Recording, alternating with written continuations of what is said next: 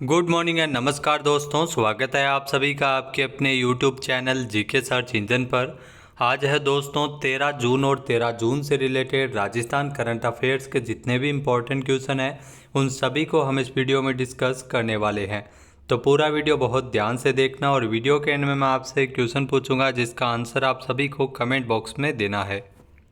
कल के वीडियो में मैंने आपसे एक क्वेश्चन पूछा था जो था हाल ही में भारत सरकार की नई कैबिनेट में संस्कृति और पर्यटन मंत्रालय की जिम्मेदारी किसे सौंपी गई है। तो गजेंद्र सिंह शेखावत है, ये भारत सरकार के नए पर्यटन मंत्री बने हैं। सी ऑप्शन इसका बिल्कुल सही था। जिन दोस्तों ने सी ऑप्शन कमेंट बॉक्स में सही जवाब दिया था उनको हार्दिक शुभकामनाएं।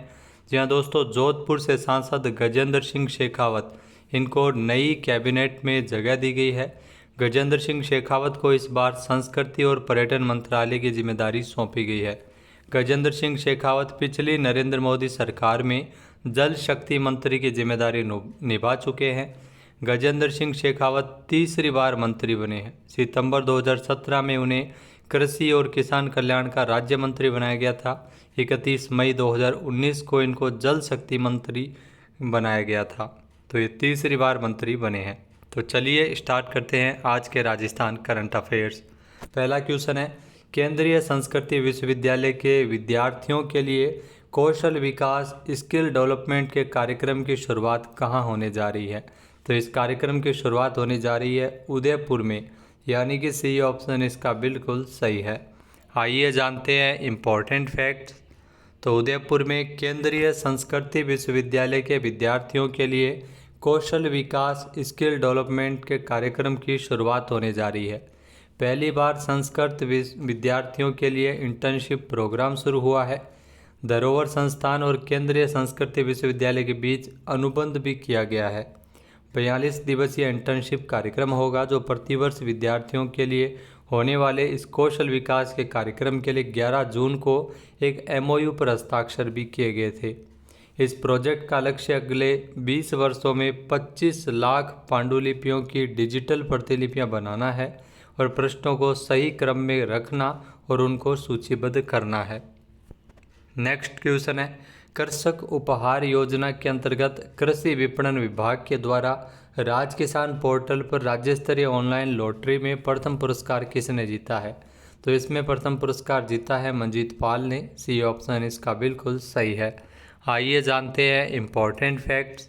तो 12 जून को कृषि भवन में कृषक उपहार योजना के अंतर्गत कृषि विपणन विभाग के द्वारा राज किसान पोर्टल पर राज्य स्तरीय ऑनलाइन लॉटरी निकाली गई थी। योजना के तहत कृषि उपज मंडी कोटा के किसान मंजीत पाल, जिन्होंने 2,50,000 रुपये का प्रथम पुरस्कार इसमें जीता है। योजना में संबंधित किसान को पुरस्कार राशि का भुगतान संबंधित मंडी समिति से किया जाएगा। कृषि विभाग के द्वारा किसानों के लिए कृषि उपज को ई नाम के माध्यम से विक्रय करने तथा ई पेमेंट के माध्यम से भुगतान प्राप्त करने के लिए प्रेरित करने एवं किसानों को अपनी उपज का अधिकाधिक लाभ दिलाने के उद्देश्य से कृषक उपहार योजना लागू की गई थी। नेक्स्ट क्वेश्चन है, हाल ही में राजस्थान के रणथंभौर, सरिस्का और आदि टाइगर रिजर्व सहित सभी संरक्षित वन क्षेत्रों में प्रवेश के लिए नई दरें हैं वो जारी की गई है, दरों में वृद्धि की गई है। ये कब से लागू होगी। तो ये 15 जून से इसे लागू किया जाएगा, यानी कि ए ऑप्शन इसका बिल्कुल सही है। आइए जानते हैं इम्पोर्टेंट फैक्ट्स। तो प्रदेश में वन्य जीव पर्यटन महंगा होने जा रहा है। राजस्थान के रणथंभौर, सरिस्का आदि टाइगर रिजर्व सहित सभी संरक्षित वन क्षेत्रों में प्रवेश के लिए दरें बढ़ा दी गई है। नई दरें 15 जून से लागू हो जाएगी जो अगले 2 वर्ष तक जारी रहेगी। दरअसल वन विभाग ने इससे पहले 17 मार्च 2023 को दरें निर्धारित की थी। राज्य के राष्ट्रीय उद्यानों, क्रिटिकल टाइगर हैबिटाट, बाघ परियोजना क्षेत्रों, वन्यजीव अभयारण्य एवं संरक्षित वन क्षेत्रों के लिए दरें निर्धारित की गई थी। तब अधिसूचना में इन दरों में अगले 2 साल तक 10% बढ़ोतरी करने का प्रस्ताव इसमें किया गया था। इस तरह वन विभाग ने पुरानी दरों के आधार पर ही 15 जून से लेकर 31 मार्च 2026 तक के लिए नई दरें निर्धारित करी है। नेक्स्ट है, हाल ही में किस राज्य सरकार के द्वारा स्वच्छ भारत अभियान की तर्ज पर बिजली, पानी आदि की बचत के लिए एक बड़ा जन जागरूकता अभियान चलाया जाएगा। तो राजस्थान सरकार की ओर से इस प्रकार का अभियान है वो चलाया जाएगा, यानी कि बी ऑप्शन यहाँ पर बिल्कुल सही है। आइए जानते हैं इम्पोर्टेंट फैक्ट्स। तो स्वच्छ भारत अभियान की तर्ज पर अब राजस्थान में बिजली पानी आदि की बचत के लिए एक बड़ा जन जागरूकता अभियान है वो चलाया जाएगा। राजस्थान के मुख्यमंत्री भजन लाल शर्मा के द्वारा इसकी घोषणा की गई थी। 11 जून को मुख्यमंत्री कार्यालय में लेखा अनुदान एवं 100 दिवसीय कार्य योजना की समीक्षा बैठक हुई, जिसमें यह निर्देश जारी किए गए थे। नेक्स्ट क्वेश्चन है, राजस्थान में लाडली सुरक्षा योजना के अंतर्गत अब तक कितने सीसीटीवी कैमरे लगाए जा चुके हैं? तो राजस्थान में बजट में इस योजना की घोषणा की थी। योजना का नाम है लाडली सुरक्षा योजना। इसमें अब तक 11,570 सीसीटीवी कैमरे हैं वो लगाए जा चुके हैं, यानी कि बी ऑप्शन यहाँ पर बिल्कुल सही है। आइए जानते हैं इम्पोर्टेंट फैक्ट्स। तो बालिकाओं, महिलाओं आदि की सुरक्षा के लिए राजस्थान सरकार का प्रमुख ध्येय है और इसको लेकर बजट में लाडली सुरक्षा योजना की घोषणा की थी। इसी को ध्यान में रखते हुए लाडली सुरक्षा योजना के अंतर्गत प्रदेश भर में सार्वजनिक स्थल, बालिका छात्रावास, नारी निकेतन आदि पर प्राथमिकता से सीसीटीवी कैमरे है वो लगाए जा रहे हैं। अब तक कुल 11,570 सीसीटीवी कैमरे हैं वो लगाए जा चुके हैं। नेक्स्ट क्वेश्चन है, पश्चिमी क्षेत्र सांस्कृतिक केंद्र उदयपुर के अध्यक्ष कौन है, जिनके निर्देशानुसार 156 के स्थान पर 200 से अधिक कार्यक्रम है वो पश्चिमी क्षेत्र सांस्कृतिक केंद्र के सदस्य राज्यों के द्वारा क्या आयोजित करवाए जाएंगे? तो आपको बता दें कि कलराज मिश्र ये पश्चिमी क्षेत्र सांस्कृतिक कला केंद्र के अध्यक्ष है, जो इसका मुख्यालय उदयपुर में स्थित है। सी ऑप्शन इसका बिल्कुल सही है। आइए जानते हैं इम्पोर्टेंट फैक्ट्स। तो राज्यपाल कलराज मिश्र ने पश्चिमी क्षेत्र सांस्कृतिक केंद्र के द्वारा राजस्थान सहित सदस्य राज्य जिसमें गुजरात, महाराष्ट्र, गोवा, केंद्र शासित प्रदेश, दमन, दीव, दादर नगर हवेली में कला और कलाकारों को प्रोत्साहन के लिए अधिकाधिक कार्यक्रम किए जाने के निर्देश दिए हैं। राज्यपाल के निर्देशानुसार अब 156 के स्थान पर 200 से अधिक कार्यक्रम केंद्र की ओर से आयोजित करवाए जाएंगे। केंद्र की संचालन समिति की बैठक में यह निर्णय लिया गया था। राजस्थान के राज्यपाल कलराज मिश्र है वो पश्चिमी क्षेत्र सांस्कृतिक केंद्र के अध्यक्ष है। राज्यपाल ने ग्रामीण कलाकारों को अधिकाधिक अवसर प्रदान करने और स्थानीय कलाओं धरोहर के संरक्षण के लिए भी कार्य करने की आवश्यकता जताई है। नेक्स्ट क्वेश्चन है, हाल ही में केंद्र सरकार ने राजस्थान के किस जिले में साइंस पार्क बनाए जाने की अनुमति जारी की है? तो ये साइंस पार्क है वो अजमेर में बनेगा, यानी कि सी ऑप्शन इसका बिल्कुल सही है। आइए जानते हैं इम्पोर्टेंट फैक्ट्स। तो 5 साल से भी लंबित इंतजार के बाद अब अजमेर को साइंस पार्क की सौगात मिली है। विधानसभा स्पीकर वासुदेव देवनानी की पहल के बाद केंद्र सरकार ने इसकी अनुमति जारी की है।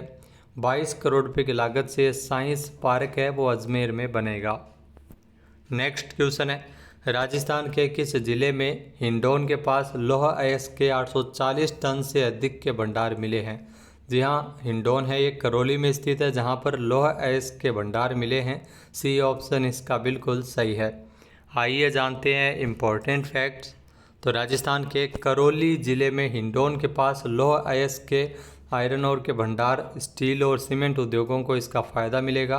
राजस्थान के करौली जिले में आयरन और लौह अयस्क के भंडार है वो मिले हैं। करौली के हिंडौन के पास खोड़ा, डेडरोली, टोडूपुरा और लिलोटी के आरंभिक संकेतों के अनुसार तो आयरन ओर के करीब 840 टन से ज़्यादा के भंडार है। ये करीब 1888 हेक्टेयर क्षेत्र में फैले हैं।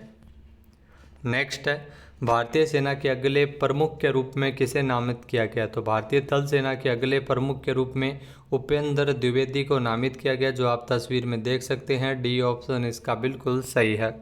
आइए जानते हैं इम्पोर्टेंट फैक्ट्स। तो लेफ्टिनेंट जनरल उपेंद्र द्विवेदी ये भारतीय सेना के अगले प्रमुख होंगे। उपेंद्र द्विवेदी 30 जून को जनरल मनोज सिंह पांडे से सेना प्रमुख का पदभार संभालेंगे। सैनिक स्कूल रीवा के पूर्व छात्र और लेफ्टिनेंट जनरल उपेंद्र द्विवेदी को 18 दिसंबर 1984 को 18 जम्मू कश्मीर और राइफल्स में नियुक्त किया गया था। लेफ्टिनेंट जनरल द्विवेदी ने सेना मुख्यालय में उप प्रमुख के रूप में भी काम किया है और हिमाचल प्रदेश में 9वीं कोर का नेतृत्व भी इन्होंने किया है। नेक्स्ट क्वेश्चन है, आंध्र प्रदेश के नए मुख्यमंत्री के रूप में किसने शपथ ली है? तो ये जो आप तस्वीर में देख रहे हैं, चंद्रबाबू नायडू ये आंध्र प्रदेश के नए मुख्यमंत्री बने हैं। यानी कि ए ऑप्शन इसका बिल्कुल सही है। आइए जानते हैं इम्पोर्टेंट फैक्ट्स। तो तेलुगु देशम पार्टी यानी टीडीपी के प्रमुख एन चंद्रबाबू नायडू ने अपने चौथे कार्यकाल के लिए आंध्र प्रदेश के मुख्यमंत्री के रूप में शपथ ली है। वहीं जनसेना पार्टी के अध्यक्ष पवन कल्याण उप मुख्यमंत्री के रूप में पवन कल्याण ने शपथ ली थी। जी हाँ, चंद्रबाबू नायडू के साथ ही 24 अन्य नेताओं ने मंत्री पद की शपथ ली है। ध्यान रखना, टीडीपी और जेडीयू है वो भाजपा के साथ केंद्र सरकार में गठबंधन के रूप में एनडीए की सरकार है वो चला रही है।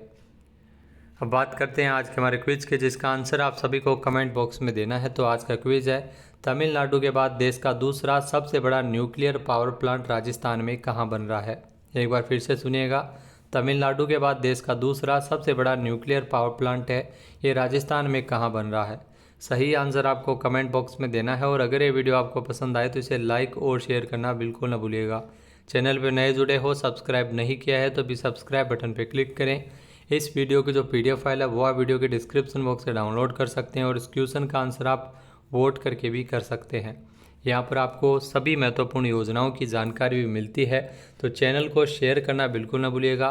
राजस्थान करंट अफेयर्स के लिए महत्वपूर्ण आपको वीकली रिवीजन, मंथली रिवीजन और डेली रिवीजन करवाया जा रहा है। जय हिंद, जय भारत, जय राजस्थान।